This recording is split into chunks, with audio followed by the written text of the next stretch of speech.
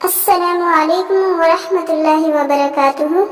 नाज़रीन, आज हम आपके सामने एक ऐसा वाक़या पेश करेंगे जिसमें जनाब रसूलुल्लाह सल्लल्लाहु अलैहि वसल्लम अपना ख्वाब बयां करेंगे।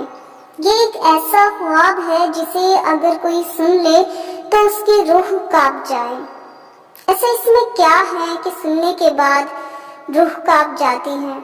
वीडियो को शुरू से आखिर तक लाजमी देखिएगा, आपको वाज़ेह तौर पर हम खुलकर इसमें बताएंगे। जनाब रसूलुल्लाह सल्लल्लाहु अलैहि वसल्लम की आदत शरीफ थी कि फजर की नमाज पढ़कर अपने यार व असहाब की तरफ मुतवज्जे होकर फरमाया करते थे कि तुम में से किसी ने रात को कोई ख्वाब तो नहीं देखा।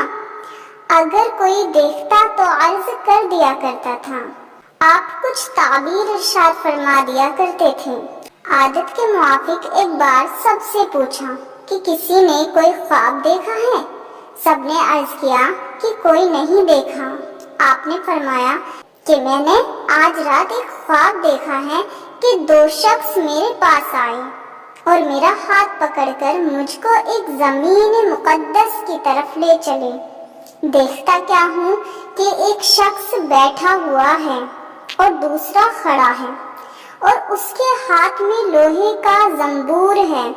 उस बैठे हुए के कल्ले को इस तरह से चीर रहा है यहाँ तक कि गुद्दी तक जा पहुँचता है।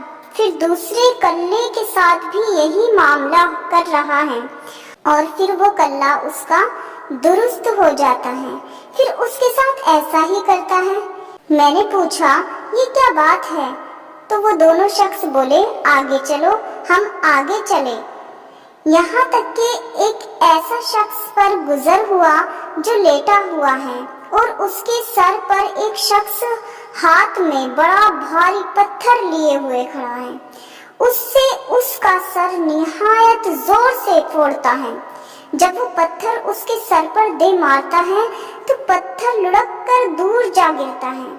जब वो उसके उठाने के लिए जाता है तो अब तक लौट कर उसके पास नहीं आने पाता कि उसका सर फिर अच्छा खासा जैसा था वैसा ही हो जाता है और वो फिर उसको इसी तरह फोड़ता है। मैंने पूछा ये क्या है, वो दोनों बोले आगे चलो। हम आगे चले, यहाँ तक कि हम एक गार पर पहुँचे जो मसल तनूर के था। नीचे से फराख था और ऊपर से तंग। उसमें आग जल रही है और उसमें बहुत से नंगे मर्द और औरत भरे हुए हैं। जिस वक्त वो आग ऊपर को उठती है उसके साथ वो सब उठ जाते हैं, यहाँ तक कि करीब निकलने के हो जाते हैं। फिर जिस वक्त बैठती है वो भी नीचे चले जाते हैं। मैंने पूछा ये क्या है, वो दोनों बोले आगे चलो।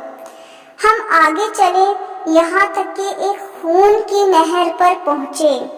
उसके बीच में एक शख्स खड़ा है और नहर के किनारे पर एक शख्स खड़ा है और उसके सामने बहुत से पत्थर पड़े हैं। वो नहर के अंदर वाला शख्स नहर के किनारे की तरफ आता है। जिस वक्त निकलना चाहता है किनारे वाला उस शख्स के मुंह पर एक पत्थर जोर से मारता है कि फिर अपनी पहली जगह जा पहुंचता है। फिर जब कभी वो निकलना चाहता है उसी तरह पत्थर मारकर उसको हटा देता है।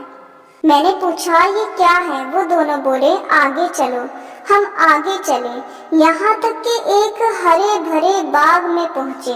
उसमें एक बड़ा दरख्त है और उसके नीचे एक बूढ़ा आदमी और बहुत से बच्चे बैठे हैं और दरख्त के करीब एक और शख्स बैठा हुआ है। उसके सामने आग जल रही है, वो उसको धोंक रहा है। फिर वो दोनों मुझको चढ़ाकर दरख्त के ऊपर ले गए और एक घर दरख्त के बीच में निहायत उम्दा बन रहा था उसमें ले गए। मैंने ऐसा घर कभी नहीं देखा। उसमें मर्द, बूढ़े, जवान, औरतें, बच्चे बहुत से थे। फिर उससे बाहर लाकर और ऊपर ले गए। वहाँ एक घर पहले घर से भी उम्दा था, उसमें ले गए। उसमें बूढ़े और जवान थे। मैंने उन दोनों शख्स से कहा कि तुमने मुझको तमाम रात پھر آیا، اب بتاؤ کہ یہ سب کیا ہے؟ اصرار کرنے پر انہوں نے کہا کہ وہ شخص جو تم نے دیکھا تھا کہ اس کے کلے چیرے جاتے تھے، وہ شخص جھوٹا ہے کہ جھوٹی باتیں کہا کرتا تھا اور وہ باتیں تمام جہان میں مشہور ہو جاتی تھی، اس کے ساتھ قیامت تک یوں ہی ہوتا رہے گا۔ اور جس کا سر پھوڑتے ہوئے دیکھا وہ شخص ہے کہ اللہ تعالیٰ نے اس کو علم قرآن دیا، رات کو اس سے غافل ہو کر سو رہا ہے اور دن کو اس پر عمل نہ کیا، قیامت تک اس کے ساتھ یہی معاملہ ہوگا۔ اور جن کو تم نے آگ کے غار میں دیکھا وہ زنا کرنے والے لوگ ہیں، اور جس کو خون کی نہر میں دیکھا وہ سود کھانے والا ہے۔ اور درخت کے نیچے جو بوڑھے شخص تھے وہ حضرت ابراہیم علیہ السلام ہیں، اور ان کے ارد گرد جو بچے دیکھے وہ لوگوں کی نابالغ اولادیں ہیں۔ اور جو آگ دھونک رہا تھا وہ مالک دروگا ہے دوزخ کا۔ پہلا گھر جس میں آپ داخل ہوئے وہ عام مسلمانوں کا ہے، اور یہ دوسرا گھر شہیدوں کا ہے۔ میں جبرائیل ہوں اور یہ میکائیل ہیں۔ بولے سر اوپر اٹھاؤ۔ میں نے سر اوپر اٹھایا تو میرے اوپر ایک سفید بادل نظر آیا۔ بولے کہ یہ تمہارا گھر ہے۔ میں نے کہا مجھے اپنے گھر میں جانے دو، میں اپنے گھر میں داخل ہونا چاہتا ہوں۔ تو بولے ابھی تمہاری عمر باقی ہے، پوری نہیں ہوئی، اگر پوری ہو چکی ہوتی تو ابھی چلے جاتے۔ ناظرین، یہ واقعہ سچا ہے۔ اس حدیث سے کئی چیزوں کا حال معلوم ہوا۔ اول جھوٹ کا کہ جھوٹ بولنے کی کتنی بڑی سخت سزا ہے۔